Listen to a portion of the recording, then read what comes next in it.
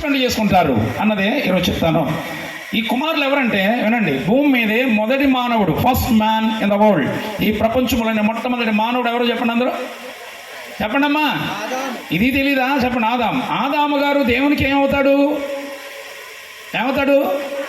కుమారుడేనా? ఎక్కడన్నా బైబిల్ ఉందా ఆదాము దేవునికి కుమారుడు అవుతాయని? బైబిల్ ఎక్కడ రాస్తుందా? చదవండి. లోకాసు వార్త 3వ అధ్యాయం ఆఖరి వచనం ఆఖరి లైన్, లాస్ట్ లైన్ చదవండి, అధ్యాయానికి లాస్ట్ లైన్. లోకాసు వార్త 3వ అధ్యాయం. ఆదాము దేవునికి కుమారుడు. Very good. ఆదాము దేవునికి కుమారుడు. చదవడం అయిపోయిందమ్మా, ఇంకా తిప్పుతానే ఉన్నారు. అయిపోయింది నా వైపు ఉండేలాగా.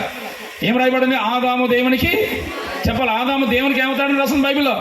కుమారుడు. మన ఆదాము దేవునికి కుమారుడు అయినప్పుడు ఆదాము తర్వాత ఆదాములోంచి వచ్చిన వాళ్ళందరూ దేవునికి ఏమవ్వాలి? యాజ్ పర్ రూల్ కుమారులు ఇవ్వాలి. ఈ భూమి మీద సృష్టించబడిన సకల మానవాడి దేవుడు తనకి పిల్లలుగా చేసుకున్నాడని మాట బైబిల్ ఉంటుంది కదా. ఆదాము దేవునికి కుమారుడు అయినప్పుడు ఆదాములోంచి వచ్చిన వాళ్ళందరూ కూడా దేవునికి ఏమవ్వాలంటే యాజ్ పర్ రూల్ కుమారులు అవ్వాలి. అవునా? కానీ పెద్ద తేడా వచ్చి పడింది. ఏంటి తేడా అంటే, ఆదాము తర్వాత ఆదామంతటి స్థానము కలిగిన మహానుభావులు ఎంతోమంది బైబిల్లో ఉన్నారు. వాళ్లకు నేను పేరు పెట్టాను, ఏమనంటే మైలు రాళ్ళు. ఏ రాళ్ళు? మైలు రాళ్ళు. మైలు రాళ్ళు అంటే తెలుసా అండి మీకు? రోడ్డును కొలవడానికి ఏమేస్తారమ్మా? మైలు రాళ్ళు. అలాగే సేమ్ బైబిల్లో కాలాన్ని కొలవడానికి కొంతమంది మైలు రాళ్ళు ఉన్నారు. కాలాన్ని ఎలా కొలుస్తారు అంటే సింపుల్గా చెప్తాను మీకు. ఇప్పటి నుండి మొదటి మానవుడైన ఆదాము దగ్గరికి కానీ కాలాన్ని వెనక్కి కొలవాల్సి వస్తే సింపుల్గా చెప్పినా మీకు, వెనక్కి వెళ్దాం. ఇక్కడ నుంచి వెనక్కి వెళ్తే యేసుప్రభు వారి దగ్గరికి వెళ్ళండి. 8,000 సంవత్సరాలు వస్తుంది. ఇప్పటి నుండి యేసుక్రీస్తు వారు, ఏమన్నా యేసుప్రభు వారి లోకానికి వచ్చి 8,000 సంవత్సరాలు అయింది. ఇది తెలియకపోతే మిమ్మల్ని అందరినీ కట్టకట్టి తీసుకెళ్ళి జైల్లో పెట్టించాలి. చెప్పండి, క్రైస్తవులు అయ్యండి. చెప్పండి, ఇప్పటి నుండి యేసుప్రభు దగ్గరికి వెనక్కి వెళితే 8,000 సంవత్సరాలు, చిల్లర వదిలేయండి, 2,000. ఇప్పటి నుండి క్రీస్తు వరకు 2,000 సంవత్సరాలు వస్తుంది. క్రీస్తు నుండి ఇంకా వెనక్కి వెళ్ళామనుకోండి అబ్రహాం గారి దగ్గరికి 2,000 సంవత్సరాలు వస్తుంది. అబ్రహాం నుండి వెనక్కి ఆదాము దగ్గరికి వెళ్ళామనుకోండి 2,000 సంవత్సరాలు వస్తుంది. సింపుల్ లెక్క. ఇప్పటి నుండి క్రీస్తు వరకు 2,000, క్రీస్తు నుండి అబ్రహాం వరకు 2,000, అబ్రహాం నుండి ఆదాము వరకు 2,000. అంటే మొదటి మానవుడైన ఆదాము తయారై 8,000 సంవత్సరాలు అయింది? 6,000 సంవత్సరాలు అయింది కదా. సింపుల్ లెక్క తేలిపోయిందా? ఈ లెక్క ఏమన్నా ఈ కొలత కొలవడానికి ఉపయోగించబడినటువంటి వాళ్ళే మైలు రాళ్ళు. ఓకే, మరి మొదటి మానవుడు ఆదాము ఏమవుతాడు? దేవునికి కుమారుడు. మరి ఆదాము దేవునికి కుమారుడు అయినప్పుడు ఆదామంతటి స్థానము కలిగిన మహానుభావుడు ఎవరు వస్తారంటే 2వ స్థానంలోకి అబ్రహాం గారు వస్తారు. మరి అబ్రహాం గారు ఏమవ్వాలి? దేవునికి కుమారుడు అవ్వాలి, యశ్వరులు కదా. కానీ కుమారుడు అవ్వాలి, కానీ పెద్ద తేడా వచ్చి పడింది. ఏంటి తేడా? సందర్భం చెప్తాను వినండి. అబ్రహాం గారి ఇంటికి దేవుడు వచ్చాడు ఒకరోజు. అబ్రహాం గారి ఇంటికి దేవుడు వస్తే వారిద్దరూ మురిసిపోయి, అమ్మో మన దేవుడు మన ఇంటికి వచ్చాడని మంచి విందు తయారు చేసి పెడితే చక్కగా విందు ఆరగించి దేవుడు వెళ్ళిపోతూ ఒక మాట అన్నాడు. ఏమని? అబ్రహాము, శారమ్మ వచ్చే సంవత్సరం ఈ నాటుకల్లా నీకు చక్కని కొడుకు పుడతాడన్నాడు. అన్నాడా లేదా? అన్నప్పుడు అక్కడ ఎవరో నవ్వుకున్నారు. ఎవరు నవ్వారు? శారమ్మ నవ్వుందంటారు మనోళ్ళు. శారమ్మ కాదండి, చదువుకోండి, తర్వాత చదువుకోండి. బైబిల్లో ఆదికాండం 17:17 ఉంటుంది.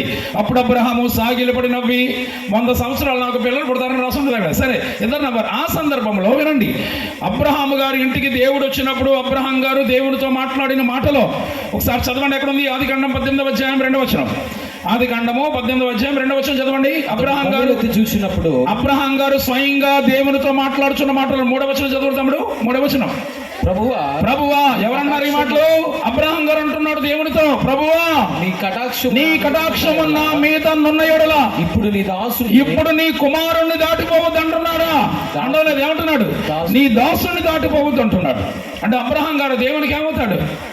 మాట్లాడాలి మీరు. ఏమవుతాడు? అబ్రహాం గారే స్వయంగా చెప్తున్నాడు. ఏమని? నీ దాసుడను అంటున్నాడు. అబ్రహాం గారు దేవునికి ఏమవ్వాలి? ఈశ్వరు లైన్లో చూసుకుంటే మొదటి మానవుడైన ఆదాము కొడుకైనప్పుడు ఆదాములోంచి వచ్చినటువంటి అబ్రహాం గారు కూడా కొడుకే కావాలి. కానీ అబ్రహాం గారు ఏమంటున్నాడు? ఇక్కడ నీ దాసుడను అంటున్నాడు. వినండి, అబ్రహాం గారు దేవునికి ఏమవుతాడు? ఆయన నోటి మాటలోనే విన్నాం, నీ దాసుడను అన్నాడు. అబ్రహాం గారు ఏమవుతాడు దేవునికి? చెప్పండి, దాసుడు అవుతాడు. కానీ మొదటి మానవుడైన ఆదాము ఏమవుతాడు? కొడుకు. ఆదాము కుమారుడే, కానీ ఆయన నుంచి వచ్చిన అబ్రహాం గారు ఏమన్నాడంటే నీ కుమారుని అనలేదు కానీ దాసుని అన్నాడు. ఒకవేళ పొరపాటున అబ్రహాం గారు నేను దాసుని పొరపాటున అన్నాడు అనుకుంటే, ఇప్పుడు నేను ఒక లిస్ట్ చూపిస్తాను మీకు. ఈ లిస్ట్ అంతా చూపించడానికి టైం ఉండదు, కానీ సింపుల్గా మైలు రాళ్ళు లాంటి అద్భుతమైన వ్యక్తులు ఉన్నారు బైబిల్లో. వాళ్ళు ఏమన్నారో చూద్దాం. అబ్రహాము తర్వాత అబ్రహాం అంతటి స్థానము కలిగిన మహానుభావుడు ఇంకొక ఆయన ఉన్నాడు. ఆయన ఎవరంటే అబ్రహాం గారిలాగే నీతిమంతుడని ఎంచబడ్డాడు, అబ్రహాం గారిలాగా ఆస్తి ఉన్నాయి, అబ్రహాం గారిలాగా పొలంలో పనిచేసే వాళ్ళు ఉన్నారు, అబ్రహాం గారిలాగే ఏమండి సకల ఐశ్వర్యములు కలిగిన వాడు. ఇంకా ఒక క్లూ ఇస్తున్నాను మీకు, అబ్రహాం గారికి బంధువు కూడా. క్యాన్ యూ గెస్ అండి వన్? ఎవరైనా చెప్పగలరా? అబ్రహాం గారిలాగే నీతిమంతుడు నిలిచిపడ్డాడు, అబ్రహాం గారిలాగే ఆస్తిశ్వర్యాలు ఉన్నాయి, అబ్రహాం గారిలాగే పొలంలో పనిచేసే వాళ్ళు ఉన్నారు, అబ్రహాం గారికి బంధువు ఎవరండి? లోతు అన్న కొడుకు. ఎవరు చెప్పండి? లోతు గారు. లోతు గారు సామాన్యుడు కలసమా? అబ్రహాంతో ఈక్వల్ అని చెప్పాలి. అలాంటి లోతు గారు దేవుడితో మాట్లాడిన మాట చదవడానికి ఉన్న సందర్భం చెప్తామేనండి. సందర్భం ఏంటంటే, లోతు గారు ఎక్కడున్నారో బైబిల్ మనందరికీ బాగా తెలుసు. ఎక్కడ? సొదొమ కుమారులు ఉన్నాడు. సొదొమ కుమారులను దేవుడు ఏం చేయాలనుకున్నాడు? నాశనం చేయాలనుకున్నాడు. నాశనము చేయాలనుకున్న దేవుడు ఏం చేశాడు? ఇద్దరు దేవదూతల్ని పంపించాడు. ఆ వచ్చిన దేవదూతల్లో ఒక ఆయన ఎవరో కాదు, స్వయంగా యేసుక్రీస్తు వారే అన్న సంగతి గమనించాలి. సొదొమ కుమారులకు వచ్చిన ఇద్దరు దేవదూతల్లో ఒక ఆయన ఎవరు చెప్పండి? స్వయంగా యేసయ్య దేవదూత రూపంలో అక్కడికి వచ్చాడు. ఆ యేసుక్రీస్తు వారితో, ఆ దేవదూతలతో లోతు గారు ఏం మాట్లాడారో ఒకసారి చదివితే బాగుంటుందేమో. చదవండి. ఆదికాండం 19వ అధ్యాయం 2వ వచనం. ఆదికాండము 19:2. ఎవరన్నారు ఈ మాటలు? లోతు గారు అంటున్నారు దేవునితో ఏమని? నా ప్రభువులారా, దయచేసి దాసుని ఇంటికి వచ్చి. హలో, నీ కుమారుని ఇంటికి వచ్చి అనడం లేదు. ఏమంటున్నాడు? నీ దాసుని ఇంటికి వచ్చి అంటున్నాడు. అంటే లోతు గారు దేవునికి ఏమవుతాడు చెప్పాలి. మీరు ఏం మాట్లాడలేదు, తిరిగి నాతో మాట్లాడాలి మీరు. లోతు గారు ఏమవుతాడు? దేవునికి దాసుడని అంటున్నాడు, కుమారుడు కాదు. లోతు గారు దాసుడే, అబ్రహాం గారు కూడా దాసుడే. కానీ మొదటి మానవుడని ఆదాము ఏమవుతాడు? ఆదాము కుమారుడే. కానీ ఆదాములోంచి వచ్చిన మహానుభావుల్లో అబ్రహాం గారు దాసుడు అన్నాడు, లోతు గారు కూడా దాసుడు అన్నాడు. ఎలా చెప్పుకుంటూ పోతే ఇంకొక ఆయన గురించి చెప్తానండి. It's a wonderful king in the Bible. బైబిల్లో ఒక అద్భుతమైన మహారాజు. ఆయన గురించి ఏమండి, ఏ రాజు గురించి కూడా దేవుడు ఇలాంటి స్టేట్మెంట్ ఇవ్వలేదు. ఈ మాట చెప్పగానే రాజావారు మీరే చెప్పేస్తారు. నా హృదయానుసారుడు, నాకు ఇష్టమైన వాడిని పలికిన మహారాజు ఎవరు చెప్పండి? దావీదు. దావీదు ఎంత గొప్పవాడో చెప్పాలంటే ఎలా చెప్పనండి. దావీదు గొప్పదనం గురించి మాట్లాడాలి అంటే, యేసుక్రీస్తు వారు శరీరధారిగా ఈ లోకంలో బ్రతికినప్పుడు యేసయ్యను ఏమని పిలిచారు? దావీదు కుమారుడు అన్నారు. అంటే దావీదు స్థానం ఏ స్థానం? యేసుక్రీస్తు వారికి తండ్రి స్థానం. అంత గొప్ప స్థానం కలిగినటువంటి దావీదు గారు దేవుని దగ్గరకు వచ్చేటప్పటికి ఏమైపోయాడో బైబిల్లో చదువుతారా? వినండి. ఏమండి, యేసుక్రీస్తు వారికి తండ్రి స్థానం ఇవ్వబడింది బైబిల్లో. చాలా మంది దావీదు కుమారుడు అనిపించారు. అలాంటి దావీదు దేవుని దగ్గరకు వచ్చేటప్పటికి ఏమయ్యాడో చదవండి. తన కుమారుడు, దావీదు కుమారుడు అయినటువంటి సొలొమోను ఉన్నాడు, చూసిన మహాజ్ఞాని. సొలొమోను మహారాజు తన తండ్రి అయినటువంటి దావీదు గురించి బైబిల్లో ఏం మాట్లాడారు? చదవండి. రాజుల మొదటి గ్రంథం 8వ అధ్యాయం. రాజుల మొదటి గ్రంథము 8వ అధ్యాయము 26వ వచనం చదవండి. 8:26. ఇంకా దొరకలేదు కొంతమందికి. ఫస్ట్ కింగ్స్ ఇంగ్లీష్లో చెప్పనమ్మా. ఇశ్రాయేలు దేవా. వినండి. రాజుల మొదటి గ్రంథము 8:26. ఇశ్రాయేలు దేవా, దయచేసి. ఆగండి. ఎవరన్నారు ఈ మాటలు? సొలొమోను మహారాజు అంటున్నాడు దేవుడితో ఏమని? దయచేసి నీ దాసుడును, వినండి, నీ దాసుడును నా తండ్రియునైన దావీదు అన్నాడు. చాలండి. ఏమంటున్నాడు చెప్పండి? నీ దాసుడును నా తండ్రియునైన దావీదు అన్నాడంటే దావీదు గారు దేవునికి ఏమవుతాడు చెప్పాలి? దాసుడే. దావీదు గారు మహారాజు. ఎలాంటి రాజు అంటే భూమి మీద యేసు ప్రభువాన్ని దావీదు కుమారుడు అని పిలిచారు. అంత ఉన్నతమైన స్థానం కలిగిన దావీదు గారు దేవుని దగ్గరకు వచ్చేటప్పటికి ఏమైపోయాడంటే ఈ మాట ప్రకారం దాసుడు. తన కుమారుడైనటువంటి చాలా శ్రేష్టమైన జ్ఞానం కలిగినటువంటి సొలొమోను చెప్తున్నాడు తన తండ్రి గురించి దేవునితో, నీ దాసుడైన నా తండ్రి అన్నాడు. అంటే దావీదు గారు దేవునికి దాసుడే. దావీదు గారు దాసుడే. వెనక్కి వెళితే లోతు గారు దాసుడే, అబ్రహాం గారు దాసుడే. కానీ మొదటి మానవుడైన ఆదాము గారు ఏమవుతాడు? కుమారుడు. ఆదాము కుమారుడే. కానీ ఆదాము తర్వాత వచ్చిన మహానుభావుల్లో అబ్రహాం గారు ఏమన్నాడు? మీరు పోతున్నారా? అందరూ పోతున్నారా లేదా? కొంచెం నాకు రిప్లై గట్టికేవాళ్ళు. మీరు నాతో మాట్లాడుతూనే ప్రసంగం విన్నారు. నేను ఏదో చెప్పుకుని వెళ్ళిపోయే రకం కాదు. ఖచ్చితంగా మీరు నాతో మాట్లాడాలి. మీరు మాట్లాడేది వాక్యమే, బయటి మాటలు కాదు. శ్రేష్టమైన వాక్యాన్ని నోటుతో ఎప్పుడైతే మీరు ఉచ్చరిస్తారో మీ సమస్యలన్నీ పటాపంచులు అయిపోతాయి. దేవునికి స్తోత్రం. అది మాట్లాడండి, ఏం పర్లే. మొదటి మానవుడైన ఆదాము దేవునికి ఏమవుతాడు? అయ్యగారు మీరు ఎవరు మాట్లాడుకుంటే కొంచెం వీళ్ళతో మాట్లాడిస్తాను చెప్పండి. మీరు అందరు గట్టిగా చెప్పాలి. ఆదాము ఏమవుతాడు దేవునికి? ఆదాము కుమారుడే. కానీ ఆదాములోంచి వచ్చిన మహానుభావులు అబ్రహాం గారు ఏమన్నాడు? దాసుడు అన్నాడు. లోతు ఏమన్నాడు? దాసుడు అన్నాడు. దావీదు ఏమన్నాడు? దాసుడు అన్నాడు. ఇంకెలా చెప్తే ఇంకొక ఆయన చెప్పాను. ఇంకొక ఆయన గురించి ఇప్పుడే తన తండ్రి గురించి మాట్లాడిన మహాశ్రేష్టమైన జ్ఞానం కలిగినటువంటి సొలొమోను మహారాజు.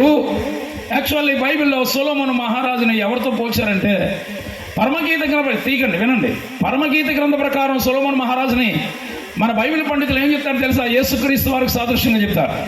సొలొమోను మహారాజుని ఎవరితో సాదృశ్యంగా చెప్తారు?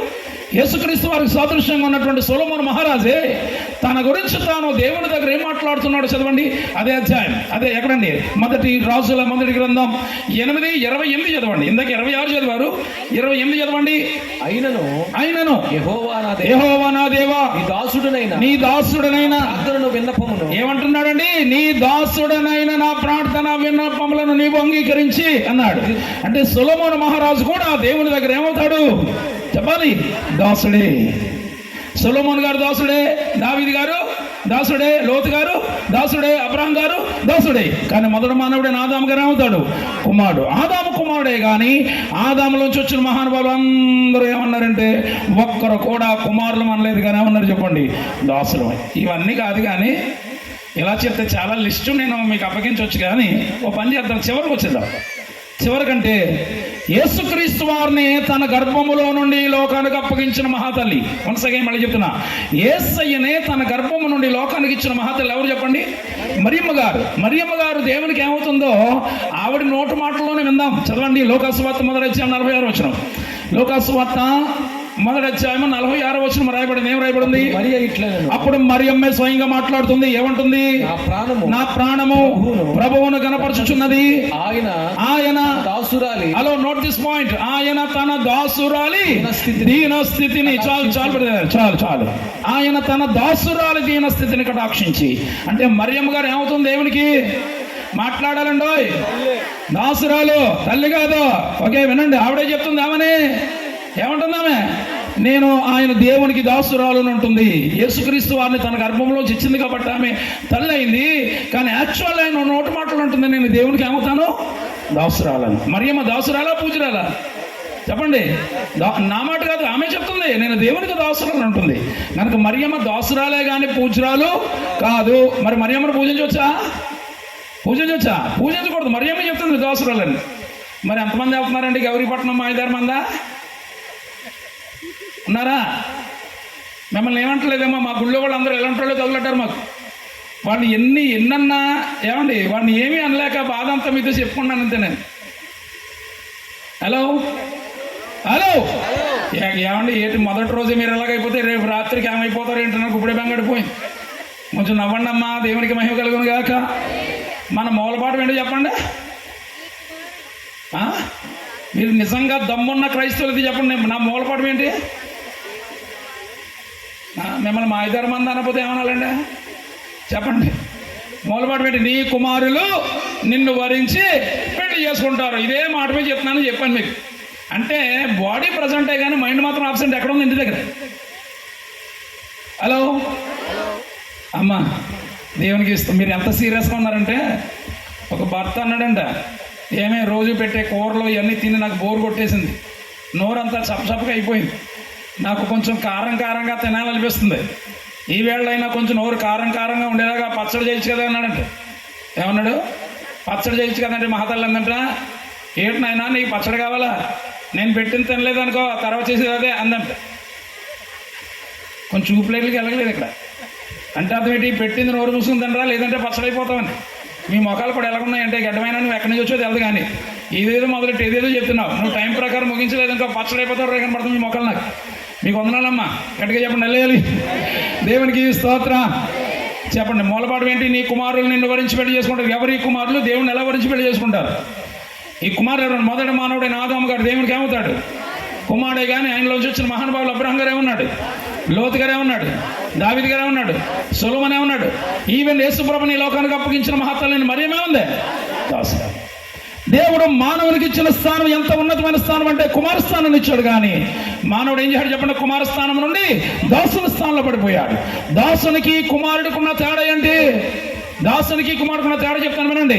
కుమారుడు ఎక్కడుంటాడు? కొడుకులు ఇళ్లల్లో ఉంటారు, ఇంట్లో ఉంటారు, బెడ్ మీద ఎక్కుతారు. వితౌట్ పర్మిషన్ లేకుండానే ఏది కావాలితే అది అడగకుండానే తీసుకునే అధికారం కొడుకుంటుంది. ఇది కుమారస్థానం. కుమారుడు స్వతంత్రుడు. ఇంట్లో ఎక్కడికైనా తిరగచ్చు, బీరువా తీయచ్చు, తనకు కావలసిన దాన్ని ఏం చేయొచ్చు, అడగకుండానే తీసుకునే దాసుని అధికారం ఎవరికి ఉంటుంది? కుమారుడికి ఉంటుంది. ఇది కుమార స్థానం. దేవుడు నీకు నాకు ఇచ్చిన స్థానం ఇది. మన దాసుని స్థానం ఏంటి? దాసుడు ఎక్కడ ఉండాలి? దాసుడు అనగా మన పల్లెటూరు భాషలో, లేకపోతే మన భాషలో చెప్పాలంటే పాలేరు, పనివాడు, కూలివాడు ఎక్కడ ఉంటాడు? పాలేరు ఎక్కడ ఉంటాడు? గుమ్మం బయట ఉంటాడా? ఇంట్లో వస్తాడా? ఏమండి, దాసుడు గుమ్మం బయట ఉండాలి. వితౌట్ పర్మిషన్ లేకుండా ఇంట్లోకి వచ్చే అధికారం దాసుడికి ఉండదు. మన ఇంట్లో పాలేరు పని చేసేవాడు మన బెడ్రూమ్లోకి వస్తాడా? మాట్లాడండి, రావడానికి అధికారం ఉండదు. అది దాసుని స్థానం. కానీ నీకు నాకు దేవుడు ఇచ్చిన స్థానం ఏ స్థానం అంటే కుమార స్థానాన్ని ఇచ్చాడు. కానీ కుమార స్థానం నుంచి ఎక్కడ పడ్డాం? వచ్చి దాసుని స్థానంలో పడ్డాం. ఇలా దాసులు అయిపోతే ఏ తండ్రి అయినా తట్టుకోగలడా? ఏమండి, తన పిల్లలు ఎలా ఉండాలని కోరుకుంటారు? ఏ తల్లైనా తండ్రి అయినా చెప్పండి. ఉన్నతమైన స్థానంలో ఉండాలి, కలెక్టర్లు అవ్వాలి, ఇంజనీర్లు అవ్వాలి అనే ఏ తల్లైనా తండ్రి అయినా కోరుకుంటారు. కానీ ఏమండి, రోడ్డు మీద అడుక్కు తినాలని కోరుకునే తల్లిదండ్రులు ఎవరైనా ఉంటారా? ఎవరు ఉంటారు కదా. మనం ఎలా కోరుకున్నప్పుడు దేవుడు మానవులను ఎంత ప్రేమతో చేసుకున్నాడంటే మొదటి మానవుడైన ఆదాముని తన కుమారుడిగా, ఏమంటే ఒక తండ్రి, వినండి, దేవుడు తన కుమారుడైన ఆదాముని ఏదైనా తోటలో చేసుకుని వదిలిపెట్టి వెళ్ళిపోలేదు. మానవుడు ఇదంతా నీ కోసమే చేశాను ఆయన బిడ్డ, కుమారుడు ఇదంతా నీ కొరకు చేశాను, దీన్ని అనుభవించు, ఏలుబడి చేయి, దీన్ని లోపరుచుకో. తన కొడుకు చేతుల్లో పెట్టి దేవుడు వదిలిపెట్టలా. ప్రతిరోజు సాయంకాలపు వేళ చల్లని పూట ఏదైనా తోటలోకి వచ్చి పిల్లలారని పిలవగానే ఎక్కడెక్కడ నాదమ్మవ గబగబ పరుగున వచ్చి భుజాల మీద ఎక్కితే వాళ్ళిద్దరిని భుజాల మీద ఎక్కించుకొని ఎన్నో మాటల ఊసులు ఒక తండ్రి తన పిల్లలతో ఎలా ముచ్చడిస్తాడు, అంత ప్రేమతో తన భుజాల మీద పెంచుకున్నాడు దేవుడు మానవులను. ఎంతకాలం ఇది? 100 సంవత్సరాలు. అకార్డింగ్ టు బైబిల్ లెక్కల ప్రకారం చూస్తే మనం అనుకుంటాం ఆదామును చేసిన వెంటనే సాతానుడు వచ్చాడేమో అనుకుంటారు. రాలే. 100 సంవత్సరాల వరకు సాతానుడు ఏదైనా తోటలకు ఎంటర్ అవ్వలేదో. ఈ 100 సంవత్సరాలు దేవుడు ఆదాముని ఒక తండ్రి తన పిల్లల్ని ఎలా పెంచుకుంటారు? ఆ భుజాల మీద ఎంత ప్రేమతో పెంచుకున్నాడు దేవుడు తన పిల్లల్ని, ఆదాముని. అలాంటి వారు ఏమైపోయారు? సాతానికి, పాపానికి దాసులు అయిపోయారు. దాసులు అయిపోతే ఏ తండ్రి అయినా తట్టుకోగలడా? మన పిల్లలు మన కళ్ళ ముందే వేరే వాళ్ళ దగ్గర పాలేరు పని చేయడం కళ్ళారు చూడగలమా? చూడలేం కదా. మనమే అలా చూడలేనప్పుడు మహాదేవుడు అంత ప్రేమతో చేసుకున్న దేవుడు మానవులంటే దేవునికి ఎంత ప్రేమ చెప్పమంటారా? పరలోకముల 1000 కోట్ల దేవతల మధ్య ఉండి పరిశుద్ధుడైన పొగడబడుచున్న మహోన్నతుడైన యేసయ్య అది విడిచిపెట్టకూడని భాగ్యం ఎంచుకోలేదు. కానీ కేవలం మానవుల కొరకు పరమను విడిచి భూలోకానికి వచ్చి అతి ఘోరమైన భయంకరమైన శిలువ మరణం పొందడానికి సైతం ఇష్టపడినందుగా ప్రేమించాడు మానవులను. అంత పిచ్చి ప్రేమ మానవులంటే. అంత ప్రేమతో చేసుకున్న దేవుడు తన పిల్లలు తన ఎదుటే సాతానికి, పాపానికి దాసులు అయిపోతే ఎలా తట్టుకోగలడు సార్? అందుకే మహాదేవుడు మానవుడై, పరలోకములో ఉండవలసిన మహాదేవుడు మానవుడై భూమి దిగి దిగొచ్చి దాసులైపోయిన మనతో మాట్లాడుచున్న మాట సార్ చదివితే బాగుంటుందేమో. దేవుడే మానవుడై భూమి దిగి దిగొచ్చి దాసులైపోయిన నీతో నాతో మాట్లాడుచున్న మాట చదవండి. స్వయంగా యేసయ్య మాట్లాడుతున్నాడు. ఎక్కడండి? యోహాను సువార్త 15వ అధ్యాయం 15వ వచనం చదవండి. యోహాను 15:15. యోహాను సువార్త 15వ అధ్యాయం 15వ వచనం. దాసుడు తన యజమానుడు దాసులని చదవండి బ్రదర్. దాసుడు తన యజమానుడు చేయు దానిని ఎరుగడు గనుక ఇక మిమ్ములను దాసులని పిలవక స్నేహితులని పిలుచుచున్నాను. దేవునికి మహిమ కలుగును గాక. హల్లెలూయా. మహాదేవుడు మానవుడై భూమి దిగొచ్చి దేవుని పాపానికి, సాతానికి దాసులైపోయినా మనతో మాట్లాడుచున్న మాట ఏంటంటే, మీరు దాసులుగా ఉండిపోతే మీ తండ్రి చేసేది మీకు తెలియదు కనుక ఇక మీదట మిమ్మల్ని దాసులను పిలవక మిమ్మల్ని మార్చేస్తున్నాను, మీ స్థాయి మార్చేస్తున్నా, మీ స్థితి మార్చేస్తున్నా. దాసత్వం నుంచి ఏ స్థితిలో మార్చేస్తున్నానంటే నాకు స్నేహితులుగా చేసుకుంటున్నానని దేవుడు అంటున్నాడు. ఇక మీదట మీరు ఎవరు కాదు, దాసులు కాదు, ఇక మీదట నాకు మీరు స్నేహితులు. హల్లెలూయా. ఇది దేవుని ప్రేమ. వినండి, మహాదేవుడు మానవుడు ఈ భూమి మీదకి వచ్చి ఆయన చేసిన గొప్ప త్యాగం ఏంటంటే పాపం అనే దాసత్వం నుంచి విడిపించడానికి తన ప్రాణమే పెట్టి, ప్రాణం పెట్టి తనకు స్నేహితుడిగా దేవుడు మనం చేసుకున్నాడు. ఇది దేవుడు మనకిచ్చిన గొప్ప ధన్యత. ఇప్పుడు ఎవరు అంటే మనం దాసులము కాదు. ఎవరు ఇప్పుడు మనం చెప్పండి? ఎవరు మన దేవుడికి స్నేహితులుగా చేయడానికి. హలో, నిజమైన స్నేహితుడు ఏం చేస్తాడో చెప్తాను వినండి. ఇప్పుడు మనం ఏం చేస్తాడంటే దేవుడు పాపానికి, సాతానికి దాసులైపోయిన మన కొరకు ప్రాణం పెట్టి, బైబిల్ స్నేహితుడు అనే మాట ఉంది చూసారా? స్నేహం అనేది ఎంత అద్భుతమైనది అంటే ఈ సృష్టిలో స్నేహం గురించి మాట్లాడాలంటే ఇక్కడే నేను ఒక అరగంట ప్రసంగం చెప్పొచ్చు. స్నేహం అనేది ఉందే. ఇప్పుడు కవులు ఉంటారు కదా, పోయట్స్, కవిత్వాలు రాసే కవులు ఉంటారు కదా. స్నేహం మీద ఎన్ని కవిత్వాలు రాసేసి ఉంటారండి, ఎన్ని పాటలు రాసి ఉంటారండి, ఎన్ని సినిమాలు తీసి ఉంటారండి. స్నేహం అనేది ఎంత ఉన్నతమైనదో, ఎంత తీయనిదో ఏమండి మనకి అందరికీ బాగా తెలిసిందే. ఇలా కాదు కానీ కవిత్వాలు పాటలు ఇవన్నీ కాదు కానీ మనకు అర్థమయ్యే భాషలో చెప్తాను వినండి. హలో హలో ప్రసంగాలు జోకులు ఎక్కడా లేవు కదా, అందుకే ఇంత సీరియస్గా ఉంది మొఖాలు. వినండి, సబ్జెక్ట్ ఎక్కించుకోండి మైండ్లోకి. దేవుడు ఈ రోజున ఆయన ప్రేమ ఏంటో ఈ ప్రసంగంలో కనబడుతుంది. ఆయన ఎంత ప్రేమమయుడు నీ పట్ల నా పట్ల చూపించిన కృప ఏంటో మనకు అర్థమవుతుంది. దేవునికి మహిమ కలుగును గాక. దేవుడు వినండి, ఆయన ఎంత ప్రేమమయుడు. స్నేహం అనేది ఉంది చూసారా, మన భాషలో చెప్పమంటారా? ఆడవారు చెప్పండి. హలో ఆడవారు చెప్పండి. తల్లిదండ్రులతో చెప్పుకోలేని విషయాలు, భర్తతో కూడా చెప్పుకోలేని విషయాలు ఎవరితో చెప్పుకుంటారండి మీరు? ఏమండి ఇక్కడికి అర్థం అవ్వట్లేదు తమ్ముడు. చెప్పండి అన్న, మీ ఫ్రెండ్స్ ఉన్నారా? స్నేహితులు ఉన్నారా లేదా? నాకు ఒక్క ఫ్రెండ్ కూడా లేడని అన్నవాళ్ళు ఏమన్నా చెయ్యొద్దండి. మీ పేరు అట్టుకెళ్ళి గిన్నెస్ బుక్లో రాయంత. నాకు ఒక్క ఫ్రెండ్ కూడా లేడన్న ఎవరన్నా ఉన్నారా? ఖచ్చితంగా ఉంటారు ఫ్రెండ్స్. అందరికీ ఫ్రెండ్స్ ఉంటారు కదా. ఇప్పుడు అందులోకి మొబైల్ ఇవన్నీ వచ్చిన తర్వాత ఫ్రెండ్స్ ఎక్కువ. సరే, విషయం ఏంటంటే స్నేహితుల స్థానం ఎంత ఉన్నతమైనదంటే భర్తతో కూడా చెప్పుకోలేని విషయాలు ఆడవారు ఎవరితో చెప్తారు? స్నేహితురాలతో చెప్పుకోవాలి. మీ గొడవ దిగని మనవాళ్ళు చెప్పండి. మన బ్యాచ్ ఉన్నారు ఇక్కడ. భార్యతో కూడా చెప్పుకోలేని విషయాలు ఎవరితో చెప్తారు? మనం స్నేహితులతో చెప్పుకుంటాం. అది స్నేహితుని స్థానం. మహాదేవుడు ఏమంటున్నాడు? మీరు దాసులు కాదు బాబు, ఎవరు మీరు నాకు? దేవుడు మనల్ని స్నేహితులుగా చేయడం కోసం ఆయన ఏం చేశాడు? బైబిల్ చెప్తుందేమని? నిజమైన స్నేహితుడు విడువక ప్రేమించును. నిజమైన స్నేహితుడు తన స్నేహితుల కోసం ఏం చేస్తాడు? ప్రాణమే పెడతాడు. అది యేసయ్య స్థానం. యేసయ్య నిన్ను దాసత్వం నుంచి, పాపం నుంచి విడిపించడానికి ఏం చేశాడు? ప్రాణము పెట్టి మనల్ని ఏం చేశాడు చెప్పండి? తనకి స్నేహితులుగా చేసుకున్నాడు. దేవునికి మహిమ కలుగును గాక. స్నేహితులు ఉండాలి, అవసరం అయితే మన కొరకు ప్రాణం పెట్టువారు ఉండాలి. ఉన్నారండి అలాంటి స్నేహితులు? స్నేహితులు ఉండాలి, అవసరమైతే మన కొరకు ప్రాణం పెట్టువారు ఉండాలి. అలాంటి స్నేహితులు ఉన్నారా అంటే ఎక్కడ కనపడరు. స్నేహం కల్మషం అయిపోయింది, ప్రేమ కల్మషం అయిపోయింది, అంతా కల్మషం అయిపోయింది. అసలు నిజమైన స్నేహం ఏంటో, నిజమైన బంధువులు ఎవరో, నిజమైన స్నేహితులు ఎవరో కరోనా వచ్చి మొత్తం తేల్చిపడేసింది మొత్తం అంతా. కరోనా టైంలో వాడు ఎంత ఫ్రెండ్ అయినా, ఎంత బంధువు అయినా పక్కన నిలబడి ఒక తుమ్ముగాని తుమ్మను చూద్దాం, ఆ ఫ్రెండ్షిప్ ఏంటో, బంధుత్వం ఏంటో అక్కడ తేలిపోదు. దాన్ని గమనించిన విషయం ఏంటంటే స్నేహితులు ఉండాలి, అవసరమైతే వారు మన కొరకు ప్రాణము పెట్టువారు ఉండాలి. అలాంటి స్నేహితులు ఉన్నాడా? ఉన్నాడు. బైబిల్లోకి ఆయన ఉన్నాడండో. ఈ స్నేహితుల గురించి ఒక మాట చెప్తాను వినండి. పాత నిబంధన గ్రంథం తీయద్దు, బైబిల్ ఎవరు తీయద్దు, జస్ట్ వినండి అంతే. జస్ట్ జ్ఞాపకం చేస్తాను మీకు. పాత నిబంధన గ్రంథంలో ఒక చరిత్రాత్మక విషయం. Is the great king in the Bible. పాత నిబంధనలో ఒక అద్భుతమైన మహారాజు నెబుకద్నెజరు మహారాజు. బబులోను సామ్రాజ్యం అధినేత అయినటువంటి నెబుకద్నెజరు మహారాజు ఇశ్రాయేల్ దేశం మీద యుద్ధాన్ని పంపించినప్పుడు కమాండర్స్తో చెప్పాడు, మీరు యుద్ధం అయిపోయిన తర్వాత ఒట్టి చేతులతో రావద్దు, నలుగురు అందమైన తత్వజ్ఞానం కలిగిన నలుగురు పిల్లలు పట్టుకొచ్చామన్నాడు. ఇది మనందరికీ తెలిసిన స్టోరీయే. నలుగురు పట్టుకొచ్చారు. ఎవరంటే నలుగురు? దానియేలు, షద్రకు, మెషకు, అబేద్నెగో అనబడిన నలుగురు పట్టుకొచ్చారు.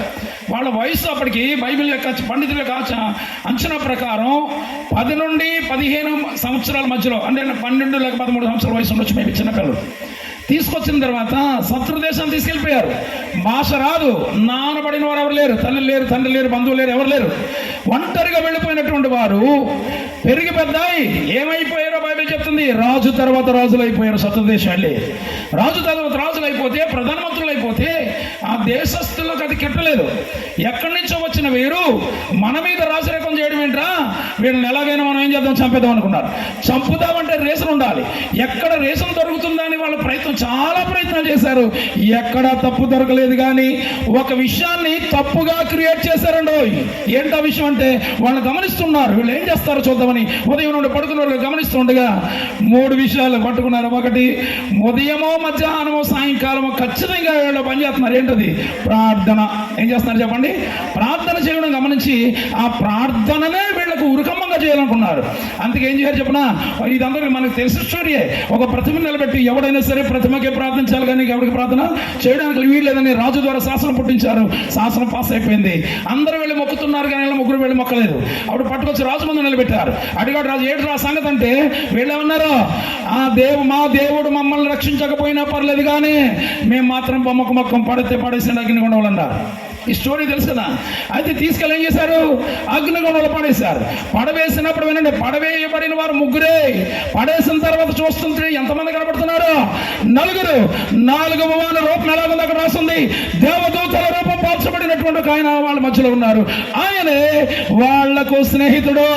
ఈ స్నేహితుడు ఎప్పుడు బయటకు వచ్చాడంటే, అన్ని బాగున్నప్పుడు ఉన్నాడు నీ స్నేహితుడు. నీ కష్టం వచ్చినప్పుడు, అగ్ని లాంటి శ్రమ వచ్చినప్పుడు నీ పక్కన వచ్చి నిలబడే అద్భుతమైన స్నేహితుడే ప్రభు అయిన యేసయ్య స్నేహితుడు. వినండి, ఈ అగ్ని లాంటి శ్రమలకు వచ్చి నిలబడిన స్నేహితుడు ఎవరో కాదు, స్వయంగా యేసయ్యే. ఒక మాట చెప్పమంటారా, ఈ స్నేహితుడు వీళ్ళకి ఎలా పరిచయం అయ్యాడు, ఎవరు పరిచయం చేశారు చెప్పనా? వీళ్ళు యూదుల యొక్క ఆచార ప్రకారం, ఇశ్రాయేల్ దేశంలో ఉన్నటువంటి ఆచారాలు కట్టుబాట్లు చూస్తే, పిల్లలు పుట్టగానే యూదుల్లో ప్రతి తల్లిలారి మాట వినండి, ప్రతి తల్లి ఖచ్చితంగా మాటలు వస్తున్నాయన్నప్పటికీ తన పిల్లలకు ఒక ప్రార్థన నేర్పిస్తుంది. ఫస్ట్ టైం మాట్లాడతారు చూసారా పిల్లలు, తాత అమ్మమ్మ అత్త అంటూ ఉంటారు. ఈ మాటలు వచ్చేటప్పటికే యూదుల్లో ఆచారం ఏంటంటే, ప్రతి తల్లి కూడా పడుకునే ముందు, బిడ్డను పడుకోబెట్టే ముందు మాటలు నోటితో చెప్పించి పడుకోబెట్టాలి. ఏంటో ప్రార్థన, తండ్రి నా ఆత్మను నీకు అప్పగించుచున్నాను ఆమేన్ అని చెప్పి పడుకోవాలి. ఇది ఎవరు నేర్పాలి? ఉగ్గుపాలు పోసినట్లుగా ప్రతి తల్లి తన బిడ్డలకు నేర్పాలి. అందుకే యూదుల్లో ఎవడైనా సరే, ఇశ్రాయేలీయుడు ఎవడైనా సరే, ప్రపంచంలో ఎక్కడున్నా సరే, బెడ్ మీదకి వెళ్ళే ముందు, పడుకునే ముందు ఈ మాట చెప్పి పడుకుంటాడు. తండ్రి నా ఆత్మను నీకు అప్పగించుచున్నాను ఆమె అని చెప్పి పడుకుంటారు. ఇది యూదుల ఆచారం. ఇప్పుడు వినండి, అంటే పిల్లలకు ఉగ్గుపాలు పోసినట్లుగా చిన్నప్పటి నుండి యేసుక్రీస్తు వారిని ఏం చేసింది, ఆమె పరిచయం చేసింది దేవుణ్ణి. ఒరే మీరు ఎక్కడున్నా కూడా పడుకునే ముందు మాట చెప్పి పడుకోవాలి, దేవుడితో మాట్లాడే పడుకోవాలి. అంటే ప్రతిరోజు ఎవరితో మాట్లాడతారు వీళ్ళు? ఏమంటే తల్లిదండ్రులు లేరు, బంధువులు లేరు, స్నేహితులు లేరు, ఎక్కడో శత్రు దేశంలో ఉండి వారు మాట్లాడుకునేది ఎవరైనా ఉన్నారంటే ఉదయం, మధ్యాహ్నం, సాయంకాలం మాట్లాడుకునే దేవుడితో మాట్లాడుతున్నారు. అంటే వారికి స్నేహితుడు ఎవరు? ఇప్పుడు చెప్పండి, ఎవరు? దేవుడే స్నేహితుడిగా వారికి ఉన్నారు కదా. ఉదయం లేవగానే ఫోన్ తీసుకుని ఎవరితో మాట్లాడతాం? స్నేహితులతో మాట్లాడతాం.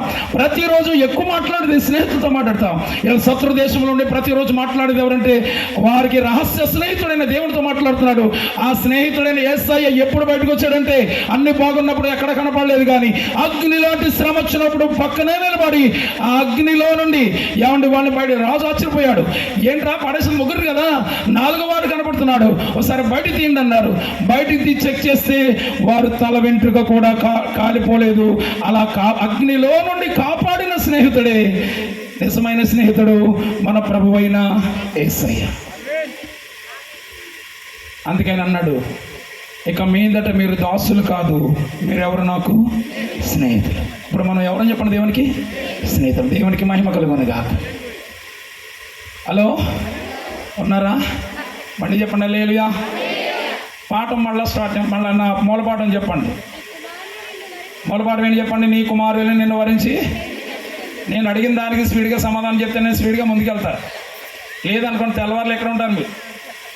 ఎలా ఉంటుందంటే, రాజుల నుంచి హైదరాబాద్ బస్సు బయలుదేరిందండి. బయలుదేరిన బస్సు విజయవాడ దాటిన తర్వాత అర్ధరాత్రి 2 గంటల 2 టైంకి బస్సు డ్రైవర్కి హార్ట్ అటాక్ వచ్చిందండి. హార్ట్ అటాక్ వస్తే డ్రైవర్కి అంబులెన్స్ ఫోన్ చేశారు. గబగబా డ్రైవర్ని హాస్పిటల్కి తీసుకెళ్ళిపోయింది అంబులెన్స్ వచ్చి. బస్సులో ఉన్న వాళ్ళు అందరూ అలా ఉండిపోయారు, ఏం చేయాలో అర్థం కావట్లే. ఈ లోపల దాంట్లో ఒకడికి చాలా అర్జెంట్ పని ఉందంట హైదరాబాద్లో. ఇప్పుడేమో అర్ధరాత్రికి డ్రైవర్ ఎవరు దొరుకుతాడు? అందుచేత వాడు అన్నాడంటే, ఒరే ఇప్పుడు మనకి డ్రైవర్ దొరికే పరిస్థితి ఏం లేదు, కానీ బస్సులో ఉన్నాడు ఎవరికి డ్రైవింగ్ రాదేంటి అన్నాడట. ఒకడు అన్నాడంటే, నాకు వచ్చాడు అన్నాడట. ఇంకా చూసి ఆయన రాని చెప్పి తీసుకొచ్చి కూర్చోబెట్టాను డ్రైవింగ్ సీట్లో. చక్కగా డ్రైవింగ్ చేస్తున్నారు, బస్సు వెళ్ళిపోతుంటే వాళ్ళందరూ అనుకున్నారు ఆ డ్రైవర్ పోతే పోయాడు, కానీ మనకు మంచి డ్రైవర్ దొరికాడు, ఉదయాన్నే వెళ్ళి పనులన్నీ చూసుకుందామని. ఈ రాత్రిపూట ప్రయాణం ఏమో ఈ చల్లగాలికి బస్సులో ఉన్న వాళ్ళు అందరూ మీకులాగే నిద్రపోతున్నారు మీరు. సరే, ఆ బస్సులో ఉన్న వాళ్ళంతా నిద్రపోయారు.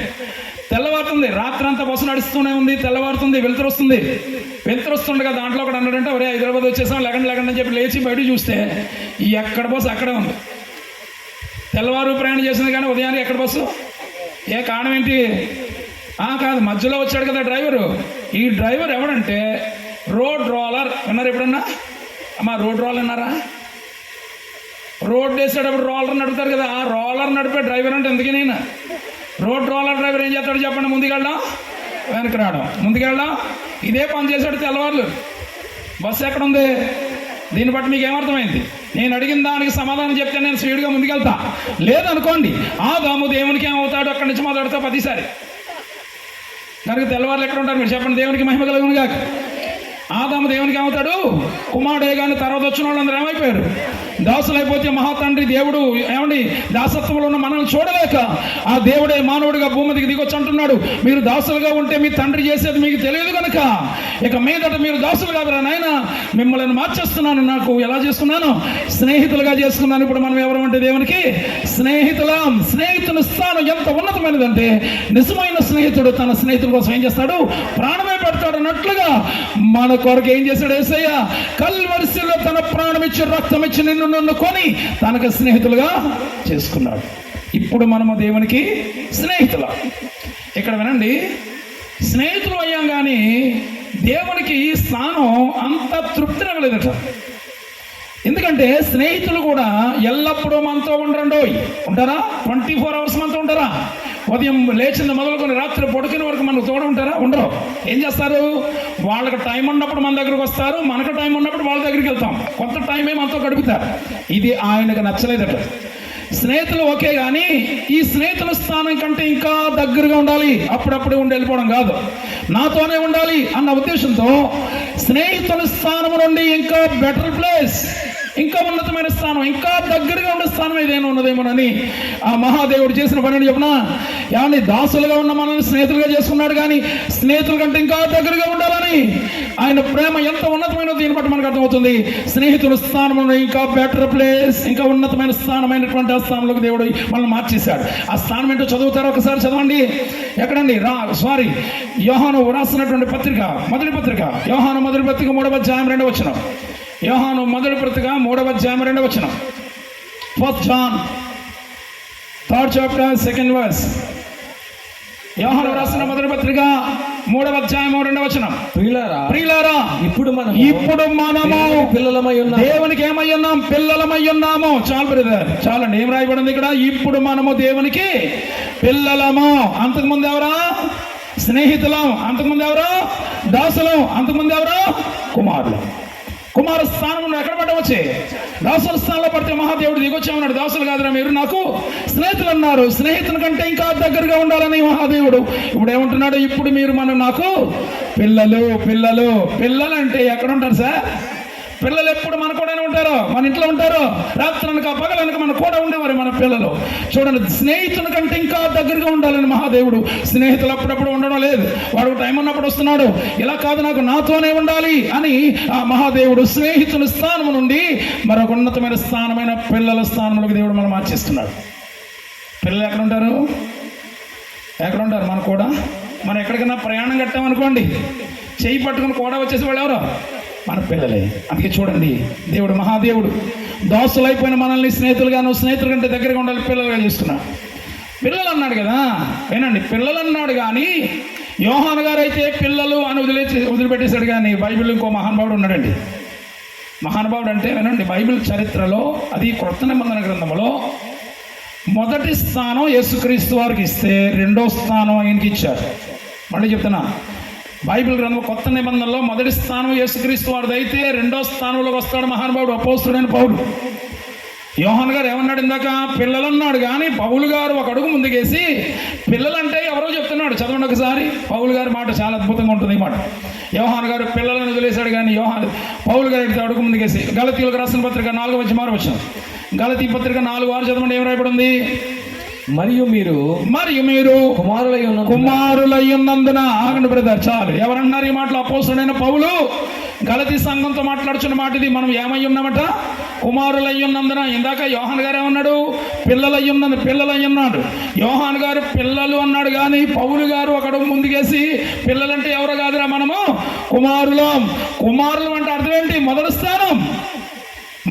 ఏ స్థానం ఇచ్చాడు దేవుడు మనకి? ఆదాము దేవునికి కుమారుడు. దేవుడు కుమారస్థానాన్ని ఇస్తే ఏం చేస్తాం? మనం కోల్పోయిన కుమారస్థానం నుంచి మహాదేవుడు ఏం చేశాడు? స్నేహితులుగా చేసుకుని, స్నేహితులు ఉంటే దగ్గర ఉండే పిల్లలుగా చేసుకున్నాడు. పిల్లలంటే ఎవరో కాదని క్లారిటీ ఇస్తున్నాడు. ఎవరంటే అపోస్తలుడైన పౌలు. మనము కుమారులం.